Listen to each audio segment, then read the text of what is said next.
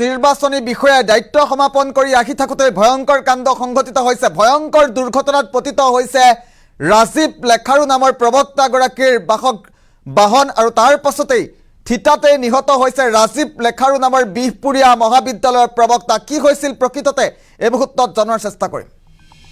এটা অতি গুৰুত্বপূৰ্ণ খবৰ, এটা ব্ৰেকিং নিউজ। নিৰ্বাচনী বিষয়াৰ সৈতে ভয়ংকৰ কাণ্ড সংঘটিত হৈছে।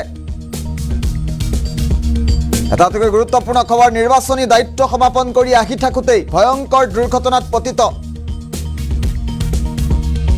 তীব্ৰবেগী আল্টা আৰু হোণ্ডা চিটি বাহনৰ মুখামুখি সংঘৰ্ষৰ ফলতে ভয়ংকৰ দুৰ্ঘটনা সংঘটিত হৈছে। ভয়ংকৰ দুৰ্ঘটনাত থিতাতে নিহত হৈছে বিহপুৰীয়া মহাবিদ্যালয়ৰ প্ৰাক্তন প্ৰবক্তা ৰাজীৱ লেখাৰু। মৃত ৰাজীৱ লেখাৰুৰ ঘৰ বিহপুৰীয়াৰ জামুগুৰিত। এটা অতি গুৰুত্বপূৰ্ণ খবৰ, নিৰ্বাচনী বিষয়াৰ সৈতে ভয়ংকৰ কাণ্ড সংঘটিত হৈছে। নিৰ্বাচনী দায়িত্ব সমাপন কৰি আহি থাকোঁতেই দুৰ্ঘটনাত পতিত হৈছে বিহপুৰীয়া মহাবিদ্যালয়ৰ প্ৰবক্তা ৰাজীৱ লেখাৰু। তীব্ৰবেগী আল্টা আৰু হোণ্ডা চিটি বাহনৰ মুখামুখি সংঘৰ্ষৰ ফলতে ভয়ংকৰ দুৰ্ঘটনা সংঘটিত হৈছে। আমি মুহূৰ্তত ডাঙৰ খবৰটো উল্লেখ কৰিছোঁ।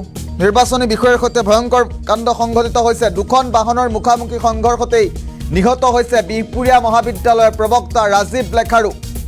মৃত ৰাজীৱ লেখাৰুৰ ঘৰ বিহপুৰীয়াৰ জামুগুৰিত। নিৰ্বাচনী বিষয়া আছিল ৰাজীৱ লেখাৰু আৰু নিৰ্বাচনী দায়িত্ব সমাপন কৰি আহি থাকোঁতেই এই ভয়ংকৰ দুৰ্ঘটনা সংঘটিত হৈছে। এখন তীব্ৰবেগী আল্ট্ৰা আৰু হোণ্ডা চিটি বাহনৰ মাজত মুখামুখি সংঘৰ্ষ হৈছে। দৃশ্যাংশ আহি পৰিছে কিছু, আমি এই মুহূৰ্তত দৃশ্যাংশ দেখুওৱাৰ চেষ্টা কৰিম।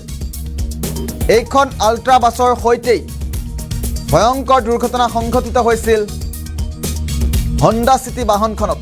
আৰু নিৰ্বাচনী দায়িত্ব সমাপন কৰি আহি থাকোঁতেই ভয়ংকৰ দুৰ্ঘটনাত পতিত হৈছে বিহপুৰীয়া মহাবিদ্যালয়ৰ প্ৰবক্তা ৰাজীৱ লেখাৰু।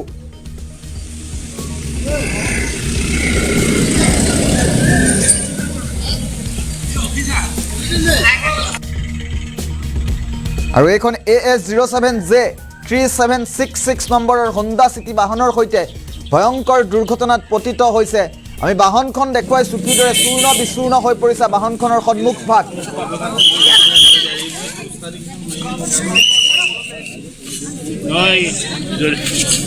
যদি কৰিব পাৰে তেওঁলোকেই কৰক।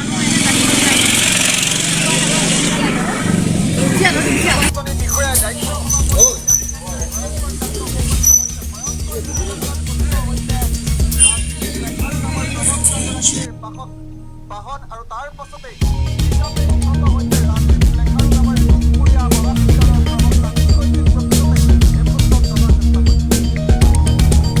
আৰু এগৰাকী মৃত ৰাজীৱ লেখাৰুৰ কিছু আলোকচিত্ৰ এই মুহূৰ্তত আমি দেখুৱাই আছোঁ। নিৰ্বাচনী দায়িত্ব সমাপন কৰি আহি আছিল ৰাজীৱ লেখাৰু আৰু আহি থাকোঁতেই এখন আল্ট্ৰা বাহনৰ সৈতে মুখামুখি সংঘৰ্ষৰ ফলতেই থিতাতে প্ৰাণ গৈছে ৰাজীৱ লেখাৰুৰ। মৃত ৰাজীৱ লেখাৰু বিহপুৰীয়া মহাবিদ্যালয়ৰ প্ৰবক্তা।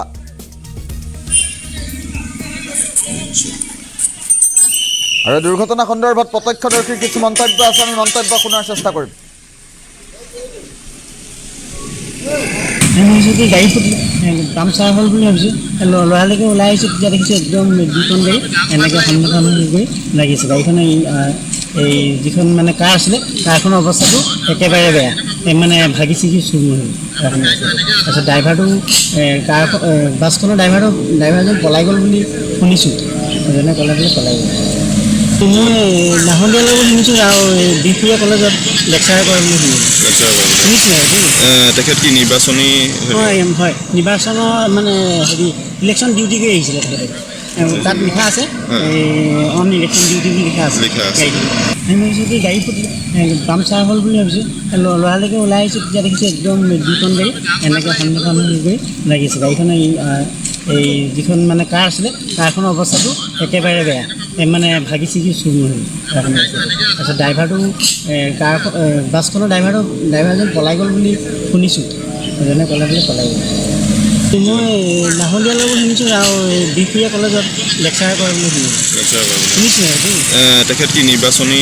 হয় হয়, নিৰ্বাচনৰ মানে ইলেকশ্যন ডিউটি কৰি আহিছিলে তেখেতে।